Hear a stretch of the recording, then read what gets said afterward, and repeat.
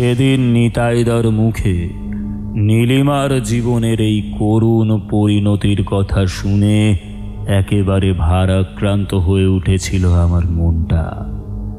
সেদিন আমি একভাবে সেই বটগাছটার দিকে তাকিয়ে বসেছিলাম অনেকক্ষণ।